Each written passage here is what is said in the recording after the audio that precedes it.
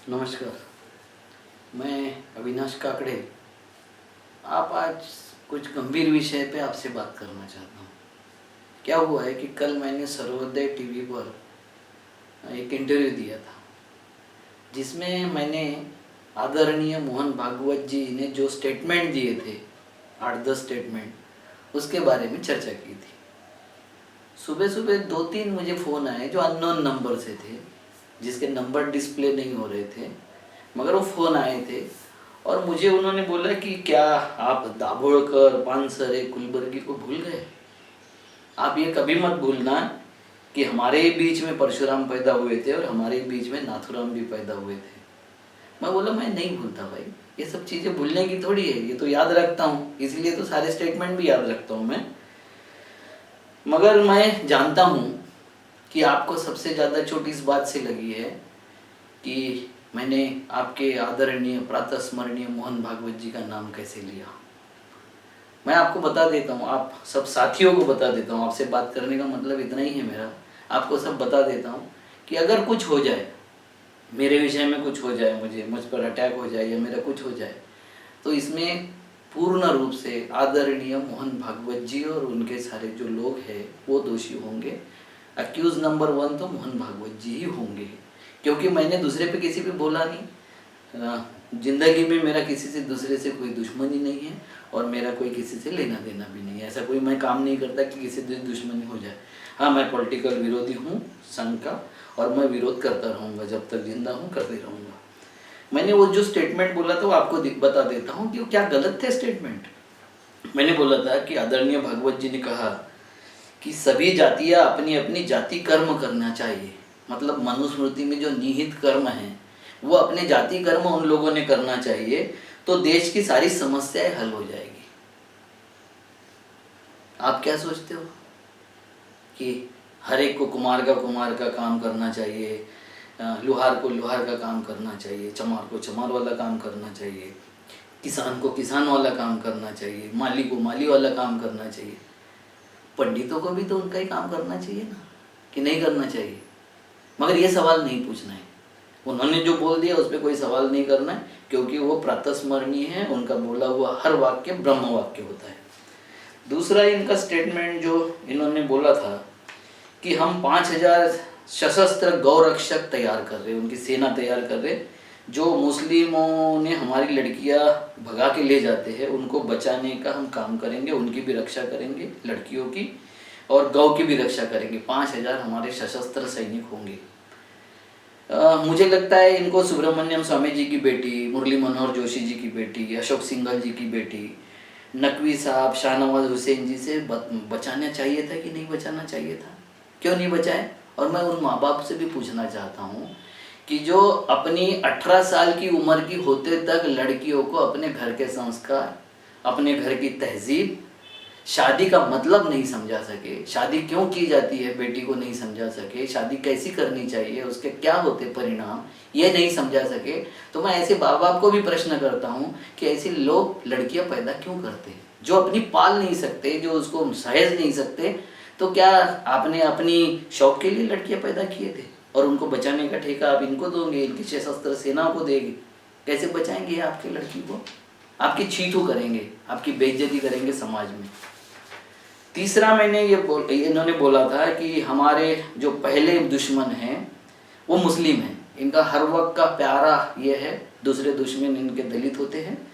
तो पहला दुश्मन जो उनका मुस्लिम है, उनके बारे में अभी इन्होंने ये बोला था कि हमारा देश मुस्लिमों के सिवाय पूरा ही नहीं होता। अभी बोले थे 3 दिन पहले भागवत जी बोले थे कि मुस्लिमों के सिवाय हमारा देश पूरा नहीं होता।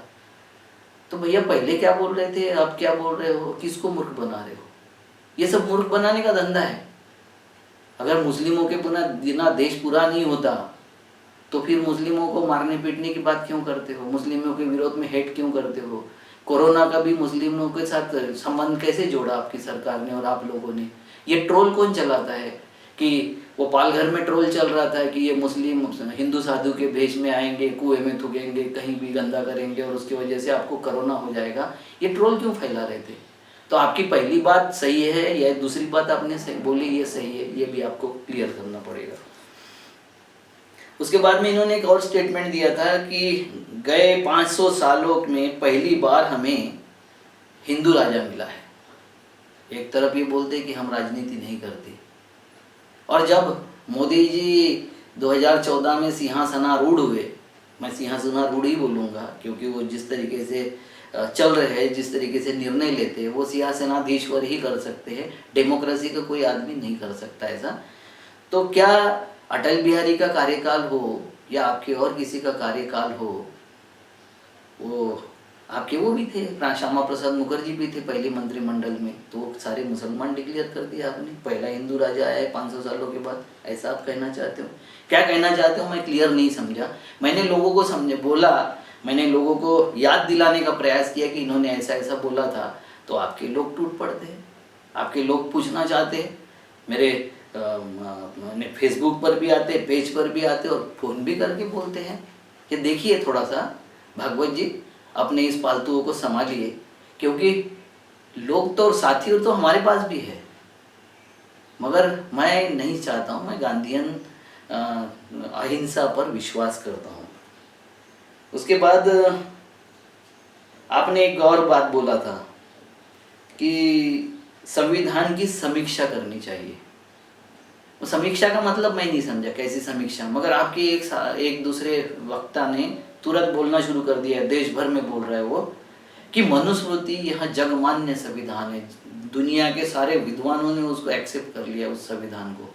तो जिस संविधान में एक गुनाह की मतलब बलात्कार की सजा ब्राह्मणों को अलग होती होगी, क्षत्रियों को अलग होती होगी, वैश्यों को अलग होती होगी और शूद्रों को अलग होती होगी, ऐसे जाति देख के और चेहरा देख के जो भेदभाव करता वो संविधान आपके लिए बहुत अच्छा है। समीक्षा करने का मतलब उस टाइप का संविधान आप लगाना चाहते हो, मुझे नहीं समझ में है। ये थोड़ा सा क्लियर कर दिए तो और अच्छा होगा, हम लोगों को जल्दी समझ में आ जाएगा कि हम चाहते क्या है, क्योंकि हमारे बहुत लोग कट्टर हिंदू बनना चाहते। मैं हिंदू हूँ, मगर आपके हिंदुत्व को मैं नहीं मानता हूँ। हिंदू होना मेरा सौभाग्य है, मगर कट्टर हिंदू होना ये मेरा दुर्भाग्य मैं समझता हूँ, क्योंकि हिंदू है वो कट्टर नहीं है, और कट्टर हो गया वो हिंदू नहीं बचता है। तीसरी एक बात और आपने कहा था कि हमारे भारतीय संस्कृति में, संस्कृति आपकी होती है, सभ्यता हमारी होती है, तो भारतीय संस्कृति में लिंचिंग ये शब्द नहीं होगा। मुझे नहीं मालूम, आपके यहाँ इसमें तो खरीफ भी नहीं है और रबी भी नहीं है शब्द, तो आपकी भाषा जो है वो बहुत अधूरी है, तो उसमें लिंचिंग शब्द नहीं होगा। मगर उस लिंचिंग को आप पूर्व जन्म का पाप बोल के किसी को मार देते हो, और मरे हुए आदमी को ये बोलते हो कि ये पापी था। ऋषि कपूर के बारे में आपके लोगों ने किस किस तरीके से बोला कि उनने उनके जो स्टेटमेंट दिए थे कि मैं ये खाता हूँ और ये पीता हूँ, तो उनको कहाँ कहाँ भेज दिया, नर्क में भेज दिया, कहाँ भेज दिया, उनके साथ में क्या अभद्रता की, आपको नहीं दिखाई देती है? क्यों कराते हो ये सब? इसलिए कराते हो ना कि आपको जो चाहिए कि समाज में पूरा द्वेष फैल जाए, हर जाति दूसरे जाति के साथ लड़ती रहे, हर जाति एक दूसरे की मारकाट मचती रहे। तो इससे ये आपको बता देता हूँ कि आप भी सुरक्षित नहीं रहोगे। जब ये हालत होगी तो आप भी कहीं अवतारित नहीं होंगे या विलुप्त नहीं हो जाओगे। जब मारकाट मचेगी तो आप भी मरोगे उसमें, ये ध्यान में रखो। उसके बाद में आपने एक बात बोला था कि लड़कियों को पढ़ाना नहीं चाहिए, क्योंकि लड़कियां अगर पढ़ लिख जाती है तो वो परिवार नहीं संभालती, वो डिवोर्स ले लेती है, वो अलग होना क्या चाहती है, वो बच्चों का अच्छा परवरिश नहीं करती, घर अच्छे तरीके से नहीं संभालती, और उसमें अहम आ जाता है। आपने ये ज्योतिराव फुले जी के बारे में भी समझाया था, उनके पिताजी को, गोविंदराव जी को, कि इसको स्कूल में अगर डालोगे, इसको पढ़ाओगे तो आप भी नर्क में जाओगे और आपकी पूरी 7 पीढ़ियाँ नर्क में जाएगी। अगर ज्योतिराव जी नहीं पढ़ते तो क्या होता? अगर बाबा साहब नहीं पढ़ते तो क्या होता? अगर हमारे लोग पढ़ना बंद कर देते तो क्या होता? डॉक्टर पंजाबराव देशमुख अगर नहीं पढ़ते तो क्या होता हमारा हाल? क्यों नहीं पढ़ना चाहिए हमको? क्योंकि आपको सूट नहीं करता, क्योंकि हम पढ़ लिख गए तो आपको सवाल करते हैं और आपको पसंद नहीं है सवाल, क्योंकि आपकी जो कृषि है वह है एक चालुकानुवर्ती। जो आपने बोला वो प्रमाण मानना चाहिए। कोई प्रश्न नहीं होगा आपसे, कोई सवाल नहीं पूछा जाएगा, क्योंकि आपका वाक्य ये ब्रह्म वाक्य होगा, उसको अनडिबेटेबल वाक्य मानना चाहिए हर एक ने। तो ये आइडियोलॉजी अब इस देश में नहीं चलेगी, क्योंकि क्या हो गया है, दुर्घटना से क्यों ना सही हमारे लोग अब पढ़ लिख गए। हमारे कुछ बच्चों के दिमाग में आपने पॉइजन जरूर डाल दिया है, जो आपके अंधभक्त बन गए हैं, जो आपके सोल्जर बन गए हैं, जो हमारे पीछे लगे रहते हैं। उनको ये नहीं समझता कि इसके वजह से हमारा कितना नुकसान हो रहा है, कितना नुकसान होगा, ये उनको नहीं समझता है। गौ रक्षक हमारी बाप के खेत चराते हैं। आपकी जो आइडियोलॉजी को सामने ले जाने वाले और आइडियोलॉजी को यानी करने आगे बढ़ने वाले जो लड़के होते हैं, उनको ये नहीं समझता कि तेरा पुरखे पुश्तैनी धंधा अगर तू करेगा तो जो जाति का लड़का है उसी जाति का। अभी आज ही एक सुबह मुझे एक ने बोला वो कलार समाज का है। मैं बोला अच्छी बात है, आने चाहिए, इनका संविधान आना चाहिए हिंदुओं का, और हिंदुओं के संविधान में तू कलार है तो तू खाली दारू निकाल। तू क्या कर रहा है भैया, पढ़ना लिखना क्या कर रहा है, पुस्तक फाड़ दे, आज से जला दे, तेरे को तो खाली दारू निकालना चाहिए। जो जिस जाति का होगा वो जाति का ही काम उसने करना चाहिए, तभी इस देश की सारी समस्याएं समाप्त हो जाएगी और बेरोजगारी समाप्त हो जाएगी। ऐसे प्रातस्मरणीय मोहन भागवत जी कहते हैं, वो मान लो। उसके बाद में उन्होंने एक स्टेटमेंट दिया कि लड़कियों का काम खाली बच्चे पैदा करने का है, मजबूत बच्चे, संस्कारी बच्चे पैदा करने का काम है लड़कियों का।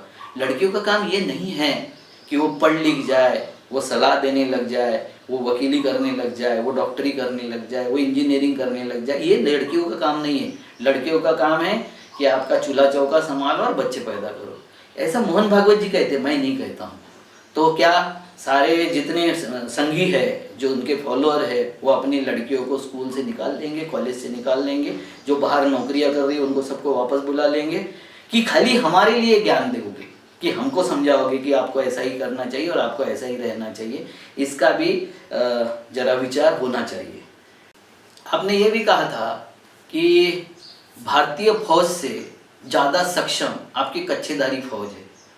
भारतीय फौज को तैयार होने में जनरल मानिक शाह को इतने दिन लगे थे, 4-6 महीने लगे थे। वो तुरंत अटैक नहीं किए थे बांग्लादेश पर, और आपकी जो फौज है वो 3 घंटे के अंदर तैयार होकर अटैक कर सकती है।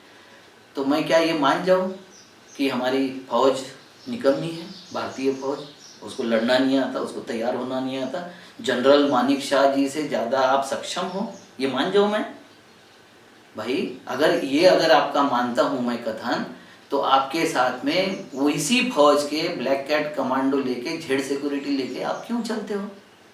एक तरफ आप फौज को अपमानित करते हो, दूसरी तरफ आपको सुरक्षा फौज की चाहिए, और आपका क्या भगवान पे विश्वास नहीं है? मेरा तो मेरे समाज पर, मेरे परिवार पर मेरा विश्वास है कि मुझे मेरे जान को हानि नहीं होने देंगे। मगर आप जिस भगवान की बात करते हो, आप जिसकी बात करते हो, क्या उस पर विश्वास नहीं है? क्यों आपको सुरक्षा रखनी पड़ी? अरे भाई, भगवान रक्षा करते हैं सबकी, आपकी भी करेंगे। आपको इसका मतलब है कि भगवान पे आपका कतई भरोसा नहीं है, या हमको समझाते हो आप कि आप भगवान पे भरोसा रखो। आप रखो, वो सारी सुरक्षा वापस कर दो, क्योंकि भगवान की इच्छा के बिना पत्ता भी नहीं हिलता, ये आपके ही वाक्य है। आपने ही कहा है कि जो कुछ करता है वो भगवान की इच्छा होती है, और भगवान की इच्छा के बिना पत्ता भी नहीं हिलता। तो आपको क्या सुरक्षा की जरूरत है? इसका भी जवाब आपको देना पड़ेगा। उसके बाद में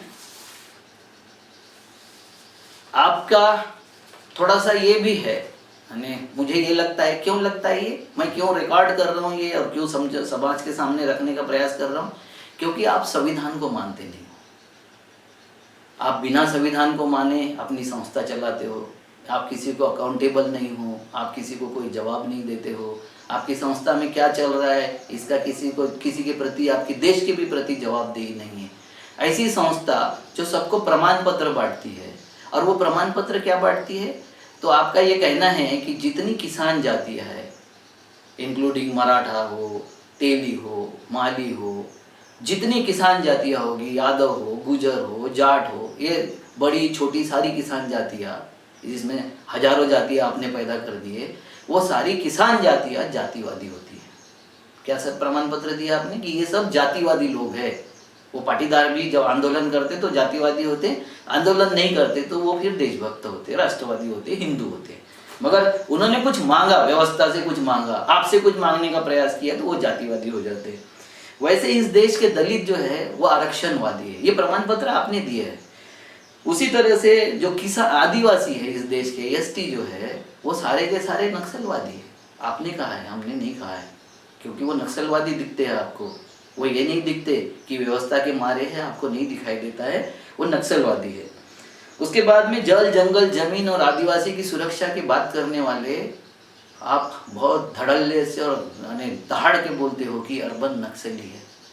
भैया हमारे हक की बात करने वाले, आदिवासियों की हक की बात करने वाले, हमारे नेचर का सत्यानाश कर दिया, तो कोरोना किस तरीके से आपका सत्यानाश कर रहा है वो देख रहे हो, दुनिया का सत्यानाश हो रहा है।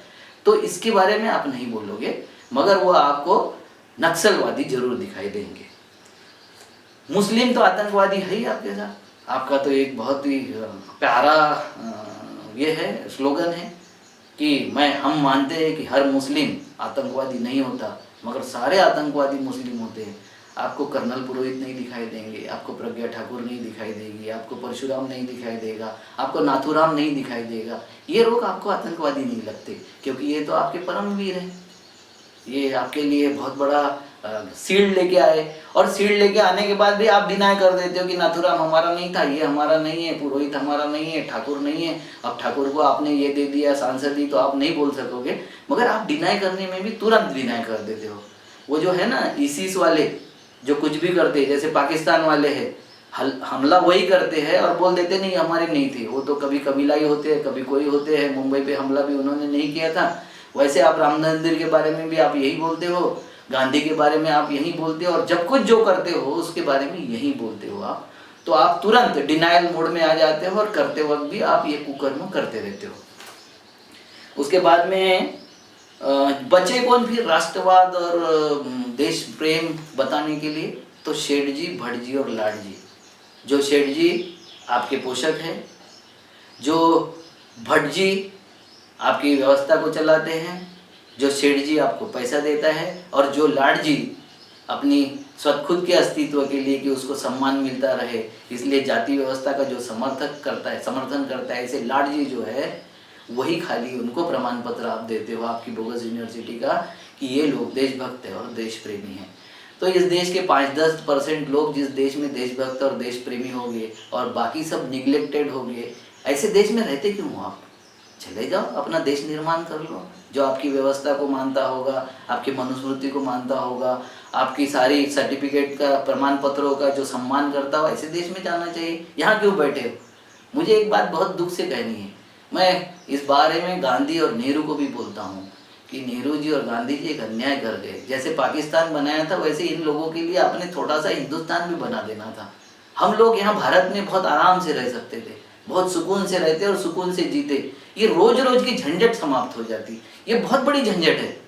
ये हमको जीने नहीं देते, ये हमको मरने भी नहीं देते, ठीक से रहने भी नहीं देते। हमारे हजारों लोग फुटपाथ पर चलते हैं, हमारे लोग बेघर हो जाते हैं। 40 करोड़ लोग रास्ते पर आ गए, उनको 65,000 करोड़ हम नहीं दे सके, मगर हमने 50 मित्रों को, जो आपके मित्र है, मोहन भागवत जी के और मोदी जी के मित्र है, उनको हमने 68,607 करोड़ रुपए दे दिए। और उसका हम स्पष्टीकरण दे रहे, तुरंत हम बताने के लिए तैयार हो जाते हैं कि नहीं नहीं, वो पैसा ऐसा नहीं डाला, वो ऐसा डाला है, वो पैसा उस तरीके से नहीं होगा, वो फिर रिकवरी हो जाए। 70 सालों में कभी भी ब्लैक अकाउंट में डाला हुआ पैसा रिकवर हुआ ऐसा मुझे ज्ञात नहीं है।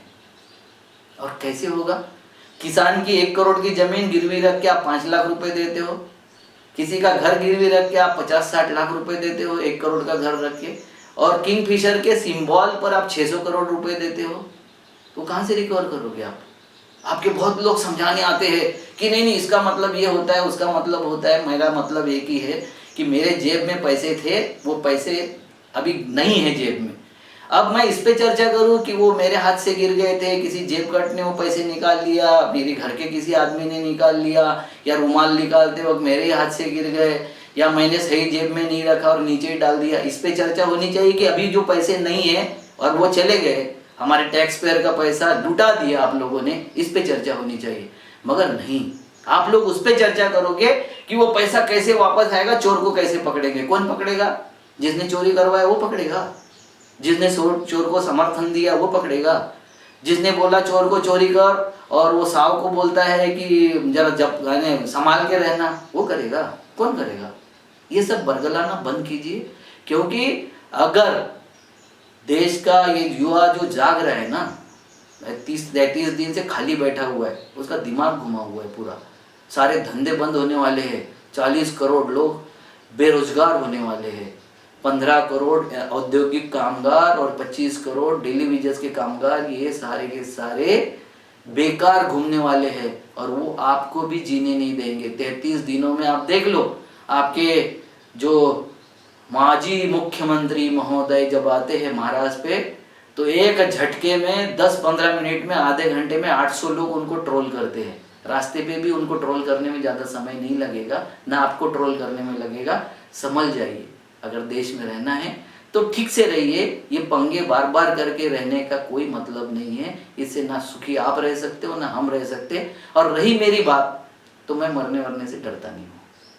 एक बार सबको मरना पड़ता है। राम मरे थे, कृष्ण मरे थे, यीशु मरे थे, मोहम्मद मरे थे, गांधी मरे थे, आप भी मरोगे। समय ये होता है कि कैसे मरा। तो मैं कोई डरपोक नहीं हूँ आदमी कि मैं डर के मर जाऊंगा, मैं लड़के मरूंगा। और ये मेरी फितरत है, मेरे खानदान की फितरत है कि लड़के मरने की मेरी आदत है, हमारे खानदान की, और वो मैं लड़ूंगा। आपके किसी फ़ोन से, आपके किसी धमकाने से मैं शांत बैठने वाला नहीं हूँ। मैं जब किसानों का आंदोलन कर रहा था उस वक्त भी आपके एक डीसीपी मुझे समझा रहे थे कि हमें वहाँ से रेशम बाग से मेरे ऊपर प्रेशर है कि आपके ऊपर ढूंढ के कोई केस लगाओ। भैया मैं कोई ऐसा धंधा करता नहीं। आपकी जानकारी के लिए कोई उल्टे सीधे मेरे धंधे नहीं है, मेरे पे कोई केस लग नहीं सकता। आपने 30 साल पहले का एक सौदा निकाल के प्रयास किया था कोर्ट में, उसमें उन्होंने क्वैश कर दिया और बता दिया कि ये मामला ही नहीं होता। ऐसा कुछ आप कर सकते हो, ज़बरदस्ती झूठे केस लगा सकते हो, मगर मैं कोई ऐसा धंधा नहीं करता जिससे मुझे आपसे डर लगे, आपकी सत्ता से डर लगे। ऐसा कोई काम नहीं करता। आज के लिए इतना ही। नमस्कार।